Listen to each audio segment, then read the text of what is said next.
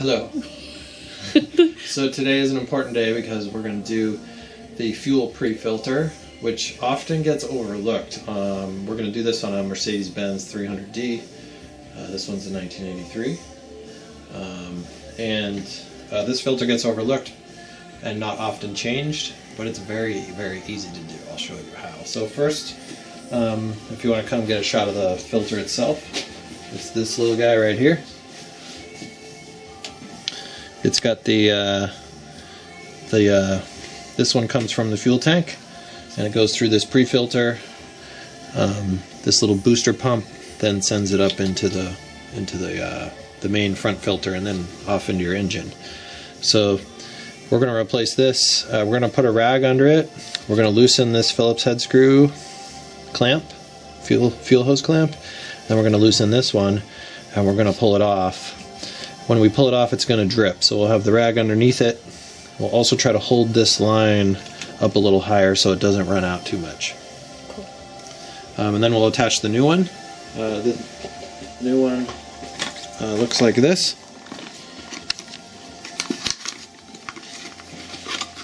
So it's nice and clear, so you can see how it's doing. This particular one is not clear, so it's hard to tell how much contaminants it has in it.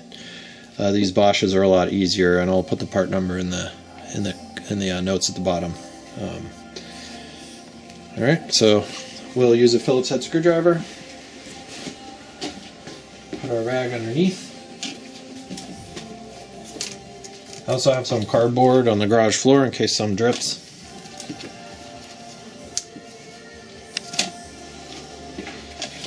And we're going to loosen these Phillips head screws. So I don't know if you can see that. Loosen this first one.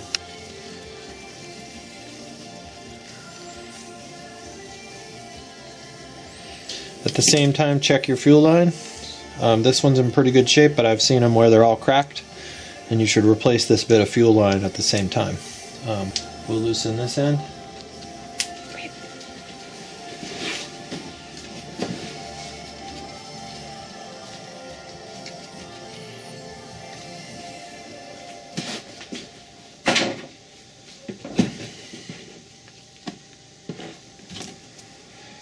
Now sometimes, depending on the condition of your fuel hose, you may just want to cut this off, but reuse the clamp.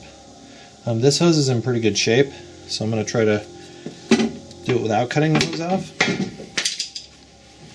Just drop my screwdriver. So clean up the area.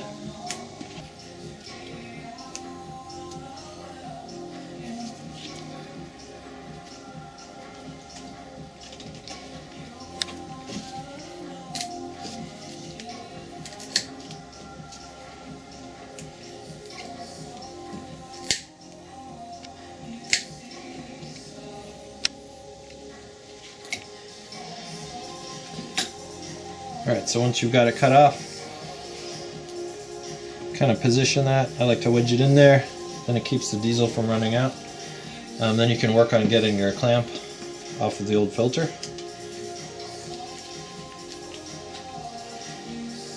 From all the heat that this engine generates, sometimes these clamps are on there pretty good. There, now we've got it off. Inside, so it goes in here. So we'll push the hose up onto there, and then snug it up with the clamp.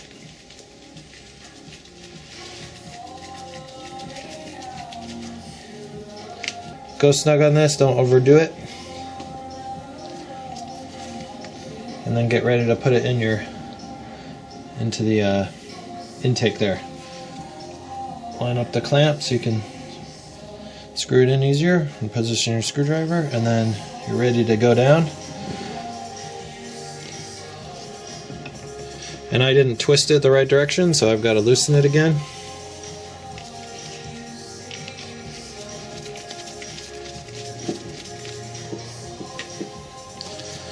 Twist it around. That way when I get down there it'll line up.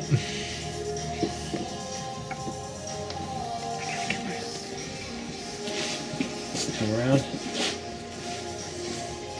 Okay, so that's about the right positioning.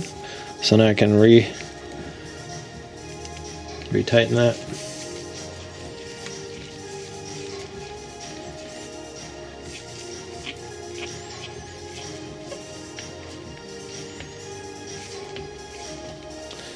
Nice and snug.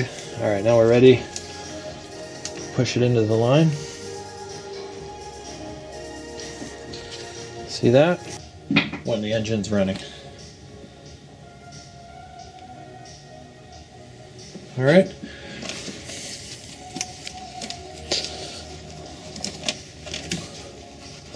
Wipe down these lines. Clean them off. Get in there and clean off the intake. Diesel gets everywhere. Just give it a good wipe down and then you'll be able to tell if it's dripping.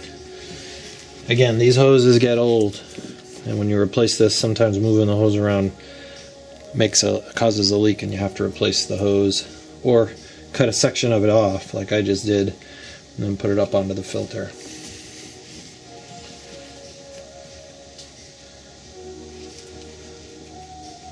Alright, it's all clean.